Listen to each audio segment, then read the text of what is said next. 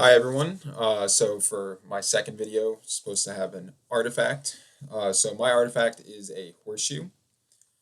So a little bit of a background. If you watched my first video last week, you know that I work as the co-trainer at my dad's horse racing stable back home.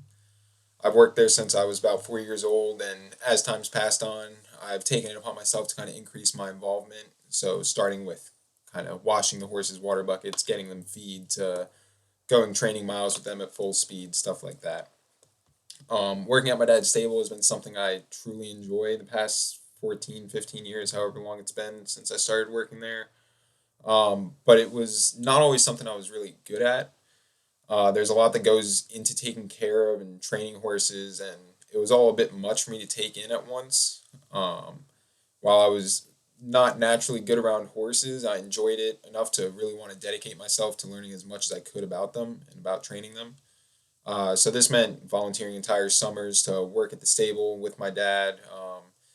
Getting out of high school or out of whatever sport I was playing at the time and going to the track to volunteer to do paddocks for my job, stuff like that. Just a little terminology there. When I say doing a paddock, that just means, if a horse is racing, I'll be there at the track in the paddock with them to get them dressed to go out on the track, jog, warm up before the race, get them out there on the track, strip them, bathe them, all that stuff after the race. So really, it was just about trying to maximize my exposure to the horses. I figured the more I was around them, the more I'd learn about them. There's so many little details that are important, and some things that you can only learn by doing those things and having specific cases come up. So I was really just trying to maximize my time around them. Then 2 years ago, I decided that I had possibly learned enough to apply for my trainer's license. The process of getting your trainer's license for harness racehorses, you have to take a written and practical exam. So I really kind of dedicated myself to studying for those as much as I could, and I was able to pass both my first try. So I got my training license and became the co-trainer at my dad's stable. Now, the reason this horseshoe in particular is so meaningful to me is because it's actually one of the shoes that my first winning horses as a trainer was wearing. And it was actually the first horse. So horseshoes are meant to be lucky, but this horseshoe to me, it hangs on my wall over my desk at school.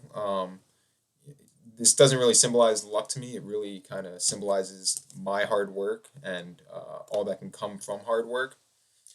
Um, I've been working with my dad during the majority of my free time throughout my life, and even though training horses is more of a hobby than possibly a career, I've definitely learned a lot of valuable life lessons from horse racing, and the biggest one of those I would say is the value of a good work ethic. So some things like school or some sports come very naturally to me, but horse racing, like I said, never did. It was something I really had to work to improve at, and now I kind of go into things with the mentality that I may not be the best at what I'm doing, but no one there is going to outwork me. And that kind of makes me think of a famous quote attributed to Thomas Jefferson. And it says, "I'm a great believer in luck, and I find the harder I work, the more of it I have." So while accomplishing something like winning your first race as a trainer may require a bit of luck, winning that race had a lot to do with the hard work and preparation I put in at the barn every day leading up to that race, and it really had very little to do with luck. I hope that you guys kind of have a better idea of who I am and why this particular horseshoe is so meaningful to me as an artifact. And I look forward to seeing some of your videos. And that's about it. Cheers.